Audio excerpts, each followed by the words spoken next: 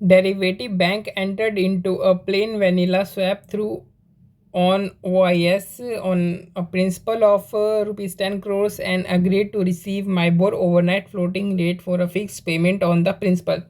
तो एक बैंक है, कौन सा बैंक है? डेरिवेटिव बैंक, लिख लेता हूँ मैं। और दूसरा बैंक आप मान करके चलो स्वैप बैंक, वैसे लिखा नहीं है स्वैप बैंक में, लेकिन मैं फिर भी लिख देता हूँ। तो डेरिवेटिव बैंक, डेरिवेटिव जो बैंक है ना, उसने एक स्वैप अरेंजमेंट किया है स्वैप बैंक के साथ, जिसमें क्या करेगा, जो डेरिवेटिव बैंक है ना वो इसको फिक्स्ड पेमेंट देगा, फिक्स्ड इंटरेस्ट रेट के हिसाब से इसको पेमेंट देगा और रिसीव करेगा माइबोर के हिसाब से पेमेंट, इसको पेमेंट जो है वो रिसीव करेगा, ठीक है। और जो नोशनल प्रिंसिपल है उसको आप 10 करोड़ मान करके चलो। आगे देखते हैं। The swap was entered into on Monday 2 August 2021 and was to commence on 3 August 2021। तो जो एग्रीमेंट में जो एंटर किया गया है ना वो किया गया है 2 अगस्त को, लेकिन जो एग्रीमेंट शुरू होगा वो 3 अगस्त को, यानी ट्यूसडे से शुरू होगा एग्रीमेंट और 7 दिन तक चलेगा। तो ट्यूसडे से मंडे तक चलेगा, ठीक है। अब ट्यूसडे से मंडे तक का जो माइबोर रेट है वो हर दिन का आपको दे रखा है। ट्यूसडे का दे रखा है, वेडनेसडे को दे रखा है, थर्सडे को दे रखा है, फ्राइडे को दे रखा है, सैटरडे को दे रखा है, संडे को नहीं दे रखा। क्यों? क्योंकि यहाँ पे लिखा है कि संडे क्या है, हॉलीडे है। संडे तो बंद है यार, तो संडे के दिन तो कोई रेट आएगा नहीं आपका।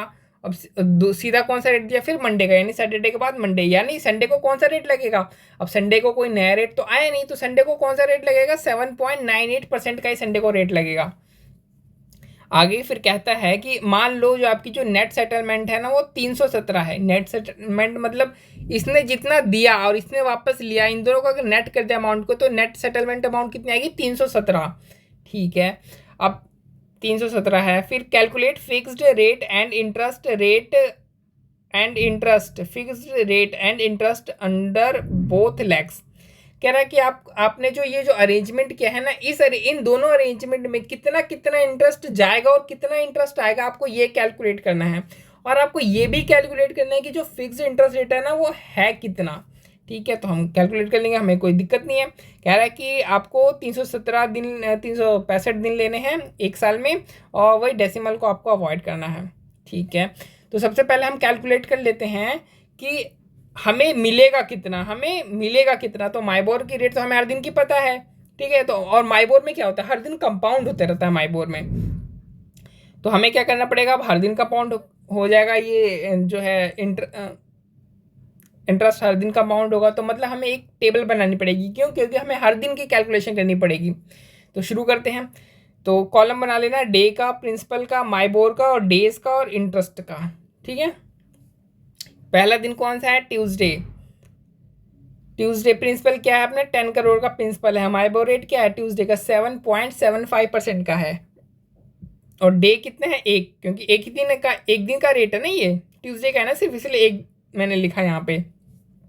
तो 10 करोड़ के ऊपर 7.75% के हिसाब से आप एक दिन का अगर इंटरेस्ट रेट अमाउंट निकालोगे, और टोटल डेज आपने 365 लेना है, तो आपका अमाउंट इंटरेस्ट कितना आएगा? इंटरेस्ट अमाउंट 21,233 यानी 21,233 आएगा, ठीक है। अब ये क्या होगा, अब ये आपस में कंपाउंड, अब ये हर दिन कंपाउंड होते रहेगा, मतलब कि opening plus interest equal to closing balance. Closing balance कितना आएगा? ये आ जाएगा आपका क्लोजिंग बैलेंस। अब क्लोजिंग बैलेंस ही वेडनेसडे का आपका ओपनिंग बन जाएगा। फिर ओपनिंग में फिर इसके ऊपर आप इंटरेस्ट लगा दो, ठीक है। फिर जो क्लोजिंग आएगा वो यहाँ पे फिर से आपका ओपनिंग बन जाएगा, फिर से इसके ऊपर आप इंटरेस्ट लगाओ। इस तरीके से आप करना, ठीक है। फिर आप पहुँचना कहाँ तक? सैटरडे के ओपनिंग तक आप पहुँच जाओगे इस तरीके से करते करते। तो जब सैटरडे के ओपनिंग पे पहुँचोगे ना, तो और जो सैटरडे को जो रेट होगा वो आपने एक दिन का नहीं लेना है, उसके लिए आपने यहाँ पे 2 दिन कंसिडर करना है। यानी 7, क्योंकि जो 7.9% जो इंटरेस्ट रेट है वो सैटरडे को भी है और संडे को भी है, यानी यहाँ पे डे आप कितना लोगे? 2 डेज। यानी मैं इस तरीके से आपको करके दिखाता हूँ। 87,618 इंटू 7.98% इंटू 2/365। अभी तक हम क्या करते थे, यहाँ पे 1 लेते थे, अब हम क्या लेंगे यहाँ पे 2। क्यों? क्योंकि हम सैटरडे संडे दोनों का कैलकुलेट कर रहे हैं हम, क्योंकि दोनों का तो एक ही रेट है। तो कैलकुलेट किया तो हमें यहाँ पे इंटरेस्ट आ गया। तो देखो इंटरेस्ट रेट भी आपको दुगना दिख रहा होगा ना, सब जगह 21/22 दिख रहा है, और आपको यहाँ पे 43 दिख रहा है। 43 से भी ज़्यादा है, 43,764 रेट है, ठीक है। तो यहाँ पे सैटरडे संडे दोनों का हमने लिया। यहाँ पे बस इस क्वेश्चन में आपने यहाँ पे ध्यान रखना है। तो इस तरीके से जब आप करते जाओगे तो आपका क्लोजिंग बैलेंस कुछ इतना आएगा, 1,53,740 आएगा। तो यहाँ देखोगे ओपनिंग ये था आपका जब आपने शुरू किया था प्रिंसिपल, अब आपका प्रिंसिपल टोटल यानी क्लोजिंग आपका ये हो गया, यानी इंटरेस्ट अमाउंट इसमें कितना है, इंटरेस्ट अमाउंट इसमें आपका 153,740। ठीक है, तो इंटरेस्ट कितना है 153,740। तो अगर इसमें जो ये रिसीव कर रहा है इसमें इंटरेस्ट है 153,740 और नेट में अब 317 जो है नेट सेटलमेंट में 317, यानी 317 इसने रिसीव किया है। तो यानी इसने पे कितना किया होगा, तो इसने जो पे किया होगा वो कितना किया होगा,